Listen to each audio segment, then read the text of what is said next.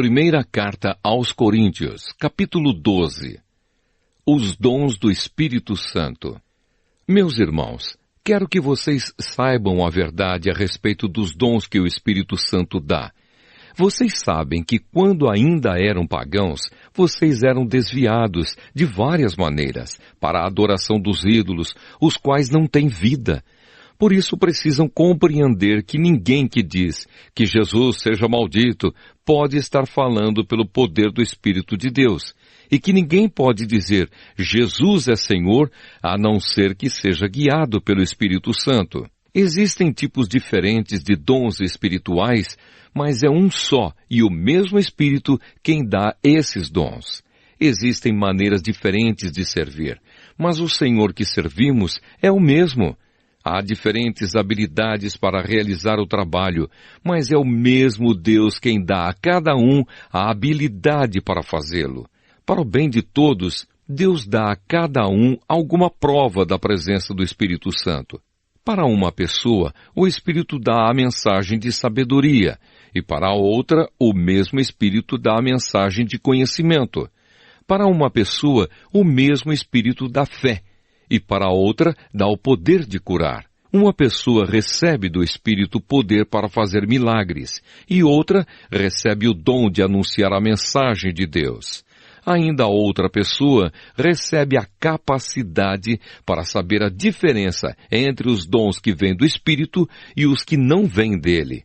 Para uma pessoa, o Espírito dá a capacidade de falar em línguas estranhas, e para a outra, ele dá a capacidade de interpretar o que essas línguas querem dizer. Porém, é um só e o mesmo Espírito quem faz tudo isso. Ele dá um dom diferente para cada pessoa, conforme ele quer. Um corpo e muitas partes. Cristo é como um corpo, o qual tem muitas partes, e todas as partes, mesmo sendo muitas, formam um só corpo. Assim também todos nós, judeus e não judeus, escravos e livres, fomos batizados pelo mesmo Espírito para formar um só corpo. E a todos nós foi dado de beber do mesmo Espírito. Pois o corpo não é feito de uma só parte, mas de muitas. Se o pé disser, já que não sou mão, não sou do corpo, nem por isso deixa de ser do corpo. Se o ouvido disser, já que não sou olho, não sou do corpo, nem por isso deixa de ser do corpo. Se o corpo todo fosse olho, como poderíamos ouvir? E se o corpo todo fosse ouvido, como poderíamos cheirar? Assim Deus colocou cada parte diferente do corpo conforme Ele quis. Se o corpo todo fosse uma parte só, não existiria corpo. De fato, existem muitas partes, mas um só corpo. Portanto, o olho não pode dizer para a mão, eu não preciso de você. E a cabeça não pode dizer para os pés, não preciso de vocês. O fato é que as partes do corpo que parecem ser as mais fracas são as mais necessárias. E aquelas que achamos menos honrosas são as que tratamos com mais honra.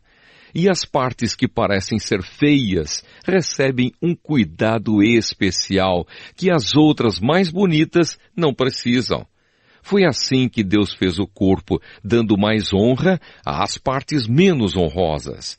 Desse modo não existe divisão no corpo, mas todas as suas partes têm o mesmo interesse umas pelas outras. Se uma parte do corpo sofre, todas as outras sofrem com ela.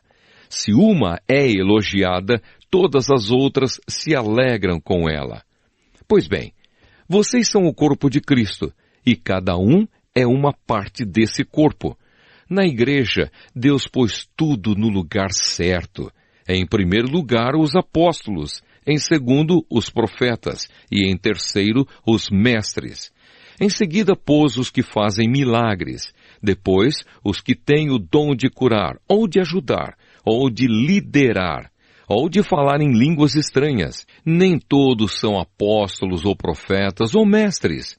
Nem todos têm o dom de fazer milagres, nem de curar doenças, nem de falar em línguas estranhas, nem de explicar o que essas línguas querem dizer.